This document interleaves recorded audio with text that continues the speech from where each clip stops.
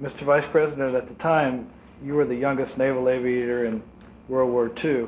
How did you come to join the Navy? How did you decide to enlist?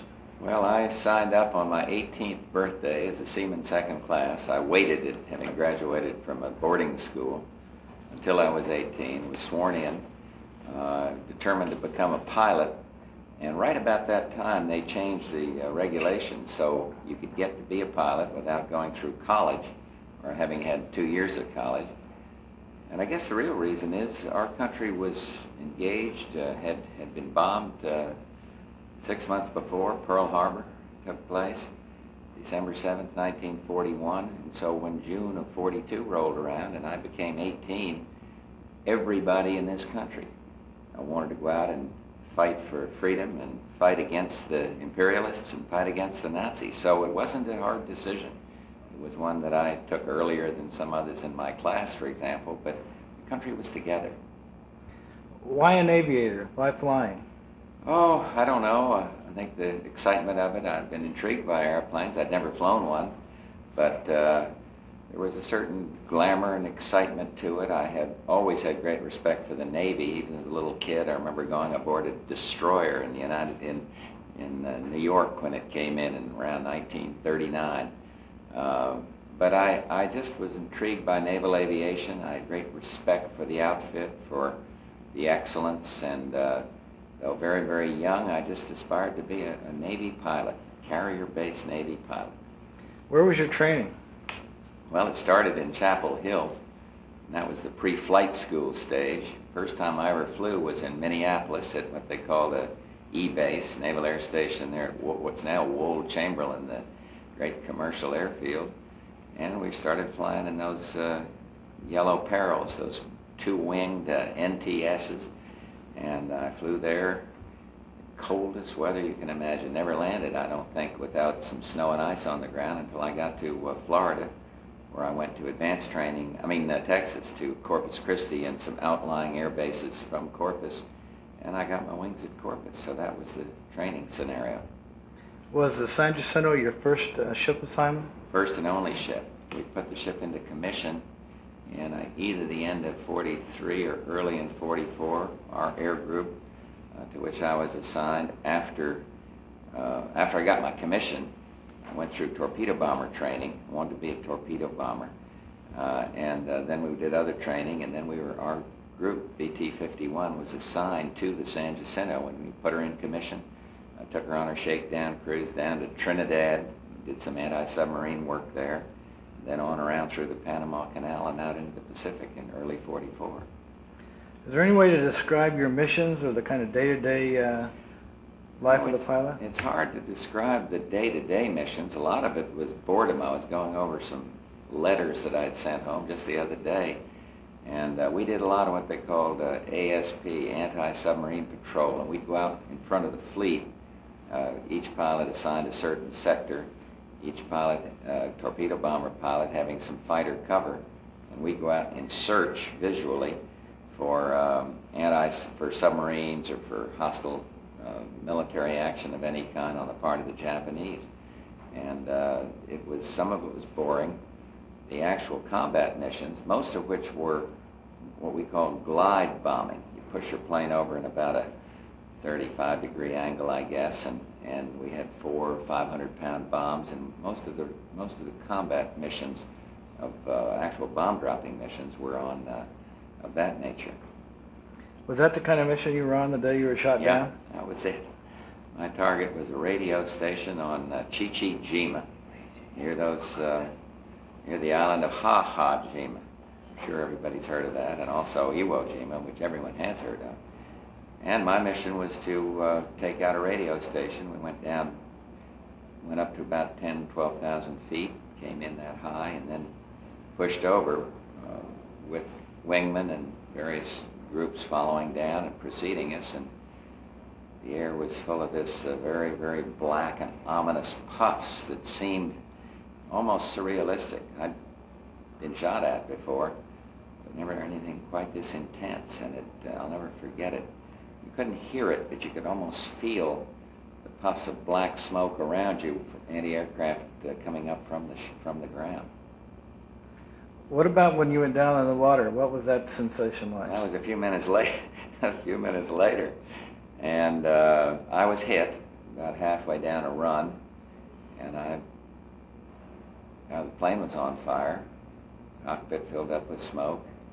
I had 2 men in the back of the plane, and I continued the bombing run just to release my bombs over the target. This was all split-second stuff. We were going not fast by today's standards, but red line by old standards, and released the bombs, pulled out to sea, and then I saw that my airplane was simply not flyable. The wings on a torpedo bomber fold, and the gas tanks are on either side of the wings, and there was fire right along where the fold of the wings were, which made me think that any minute the wing tanks would blow. I couldn't hardly see the instruments because the smoke had filled the compartment so high, and I did some emergency procedures so the people in the back of the plane could get out, one of whom did, and regrettably one of whom didn't. The one who did was killed incidentally on the way down. And made the radio calls to our skipper, and then I bailed out myself. Hit my head on the tail of the airplane for pulling my own ripcord too early, and landed in the Pacific and fairly close to the Japanese-held island, and broke the record for the 100-yard swimming dash to find my life raft and paddle out to sea. And today, 40-some years later, it doesn't seem like it all happened, and yet it, in a sense, it's been a very, very internal and important part of my life. The saddest part, of course, being the loss of 2 crewmen that were depending on me for their lives. When you were in the water, what was the hope that went through your mind, or did you look for ships or something? Well, I knew that night the Halsey's 5th Fleet was going to turn, Mitcher's 5th Fleet was going to turn into Halsey's 3rd Fleet. We had been briefed on the fact that this was the last day our carrier was going to be in the northern Pacific waters, and that we were then to set sail for general area of the Philippines. And so I knew that somebody better pick me up that day, or I would be picked up by the Japanese. And indeed, they did send a boat out, which was strafed.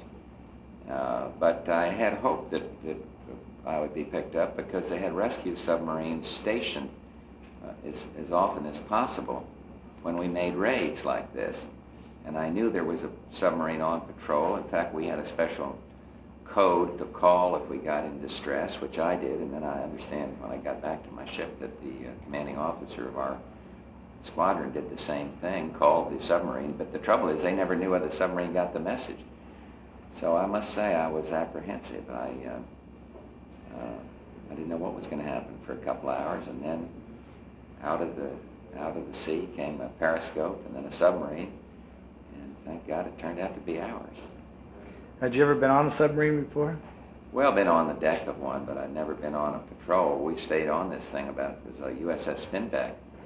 And I stayed on Finback for 30 days to get some air. We went topside and stood watch at night, some of the most majestic nights I've ever seen in my life. The stars so bright you could touch them, and the flying fish, and a lot of time to think about what I'd been through and think about life, faith, and all that kind of thing. And we got depth charged. Our commanding officer of that submarine was awarded the Silver Star for the amount of Japanese tonnage sunk while I was right in that submarine. So it was more terrifying than flying. Submariners didn't think so, but we 3 pilots who were picked up did. How long were you on a sub? About 30 days. 30 days. And they didn't have any extra beds, so one guy would climb out of a bed and I'd climb in. A little dank in there, I might add, too. The air conditioning wasn't too good. And you could take a shower once a week, and even then some guy'd be standing there with a stopwatch saying you didn't use up more than 20 seconds worth of water. Where did you go after that in terms of your naval career? Well, the submarine took me back to, I think it was Midway. And then I got off and flew a Navy air transport plane, just hitched a ride down to Pearl Harbor. Had some rest time there, and then hitchhiked on back out to the fleet, which is thousands of miles away, and by that time out in the Philippines. And the last air strike I flew was over the Philippine Islands, over Manila. And then we were relieved and came back in time for Christmas '44, joined another squadron, had our orders to go out overseas again, DT-153, and the war ended. And meantime, I'd been married, so I was just thrilled about all that. Then you were an instructor? And No, I was just normal torpedo bomber pilot, training up new guys that hadn't been in combat, and flying my missions and doing our gunnery and doing our bombing runs and all of that, same kind of airplane. as you look back on the naval experience, is there any summing up you can do about its importance to your life? Or I think it was probably the single most maturing experience I had. I went in there as an 18-year-old kid out of a rather sheltered environment and came out having nearly lost my life a couple of times. I had to land another time in a torpedo bomber in the water with 400 or 500 pound depth charges in it, so that was the one that kept me on the ball.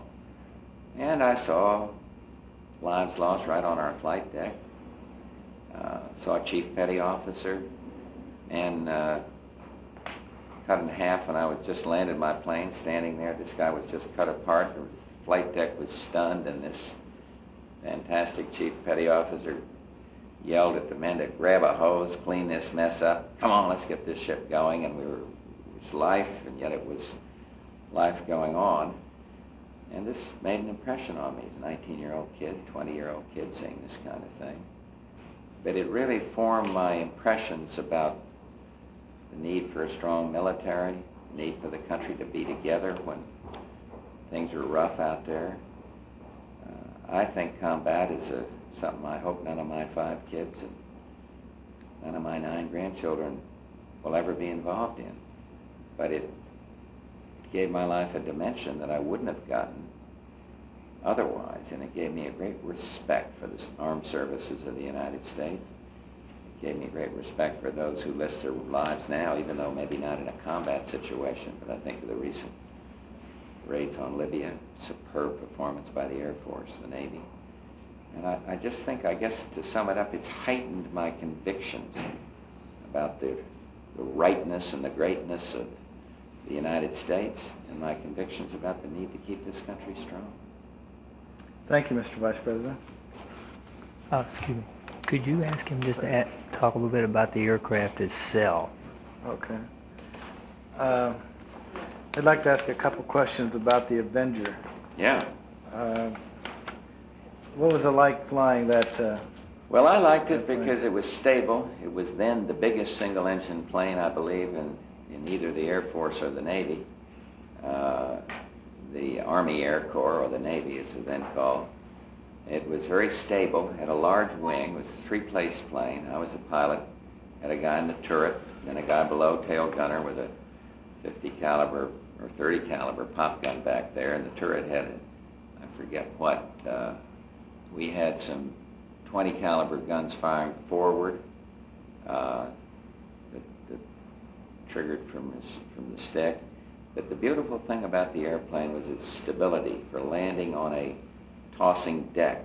The CVL, fast carrier, but was a cruiser hull, very narrow, and I think she tossed more than the big CVs.